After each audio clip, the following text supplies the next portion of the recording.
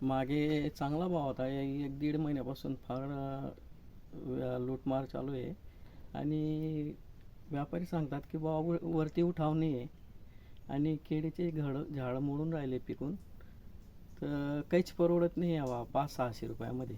2 महिन्यापासून दीड महिन्यापासून परिस्थिती वाईट आहे केळी शेतकऱ्यांची. झाडावर त्याच्यात खर्च झाडावरच सुद्धा निघत नाही. झाडावरच पिकताय. झाडावरच पिकतायत.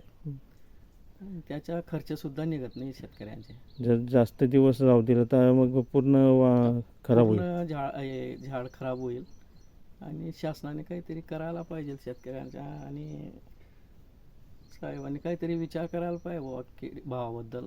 नियोजित स्थिर नाही तर राहत आहे भाव, असं स्थिर पाहिजे भाव. स्थिर पाहिजे भाव. म्हणजे केळी उत्पादक शेतकऱ्यांना 1500च्या वरतीच भाव पाहिजे हम्म. कमीत कमी, तरच परवडेल. कारण की रासायनिक खत वगैरे संपूर्ण महागाई होऊन गेले आहे. त्यामुळे हिशोबाने परवडत नाही. पूर्ण म्हणजे फवारणीपासून निंदीपासून भरपूर खर्च येतो. एका झाडाला 100 ते 125 रुपये खर्च येऊन जातो.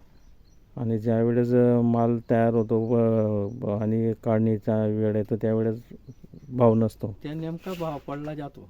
2-3 पाडे चांगले गेले नंतर भाव पडला जातो. तो मुद्दामून पाडला जातो का परिस्थिती तशी राहते? काही समजायलाच मार्ग नाही. काही म्हणतात ते अमेरिकेमध्ये जे काय लावलेलं आहे त्याच्यामुळे, काही सांगतात तिकडे पाऊस चालू आहे त्याच्यामुळे, काय समजायलाच मार्ग नाही. म्हणजे व्यापारी काय सांगतात ते समजत नाही. समजायलाच मार्ग नाही. जो कमी भावात आता सध्या काय भाव चालू आहे? आता सध्या 500-600 मागतायत. हो, द्यावं लागतंय. नाविलाजे झाडं नुकसान व्हायपेक्षा ज्या गेलेलं परवडेल भाव, जे निघेल ते त्याच्या झाडाचा खर्च निघेल असं. नाही तर मजुरी लावून खर्च करून अजून बाहेर फेकायचे ना. मग म्हणजे कर्जबाजारी व्हायची वेळ आली. आणि केळीवरती पीक कर्ज वगैरे घेतलेलं असतं. फिटण्याचे हे चान्स नाही यावर्षी. नाही. नमस्कार, सुभाष विश्वास धनगर माझे नाव, राहणार नरवाडे, तालुका चोपडा, जिल्हा जळगाव.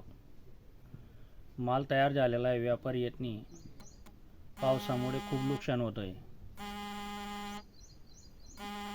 1-1.5 महिन्यापूर्वी आपल्या भावची कंडिशन चांगली होती.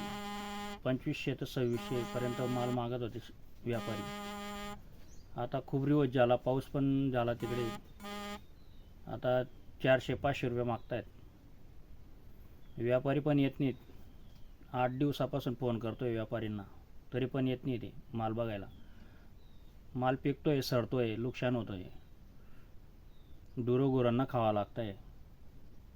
कंडिशन खूप खराब आहे. लागलेला जो खर्च आहे आतापर्यंत तो निघेल का आपण या ज्या भावामध्ये? 99% गॅरंटी कमी आहे.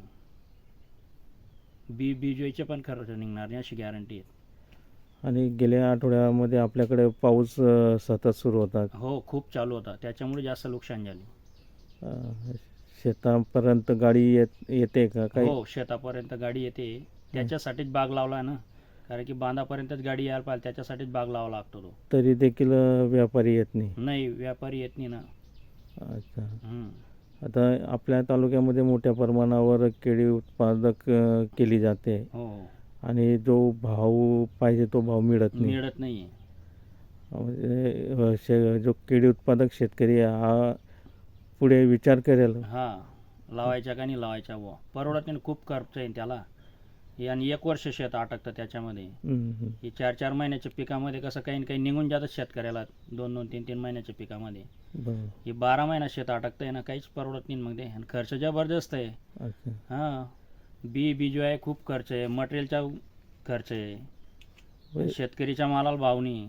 असं तरी साधारणतः भाव काय मिळाला तर शेतकऱ्याला परवडेल? कमीत कमी 1700-1800, 2000 पर्यंत पाहिजे. अच्छा. तेव्हा परवडेल. तेव्हा खर्च निघेल ना, काही ना काही वार्षिक उत्पन्नामध्ये त्याच्या मागे पडेल काही ना काही.